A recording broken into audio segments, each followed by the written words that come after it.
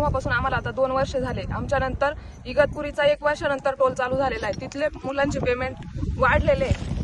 आम्ही आहे त्या स्थितीला आहे. आमचं पेमेंट अजूनही वाढलेलं नाही. आम्हाला 9,000 9,500 पेमेंट देय केलेलं म्हणजे सांगितलेलं असताना आम्हाला फक्त 7,000-7,500 रुपये पेमेंट आमच्या हातामध्ये पडतंय. 7,000-7,500मध्ये 8 घंटे ड्युटी करून महिन्याचं किराणा सुद्धा येत नाहीये व्यवस्थित घरामध्ये. आम्हाला त्यामध्ये काहीच परवडत नाही. प्लस आम्हाला कुठल्याही प्रकारची फॅसिलिटीज इथं उपलब्ध नाहीये. भरपूर दिवसापासून काम करतोय. तर 1 वर्षानंतर आम्हाला 1 वर्षाच्या अगोदर सांगण्यात आलं की वर्ष कंप्लीट झाल्यानंतर तुमचं पेमेंट वाढवण्यात येईल. पण त्याच्यानंतर दर 2-3 महिन्याला कंपनी चेंज होत गेली. आम्ही आमचा प्रश्न कुणासमोर मांडायचा हेच आम्हाला कळत नव्हतं. आणि दुसरी गोष्ट अशी की आम्ही ज्या बूथमध्ये बसतो तिथे आम्हाला बूथला काही दरवाजे नाही आहेत, काही ठिकाणी खुर्च्या बरोबर नाही आहेत आणि काही ठिकाणी फॅन चालतात तर काही बंद आहेत.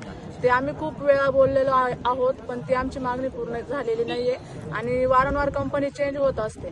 त्याच्यामुळे आमचं पेमेंट वाढ होण्यास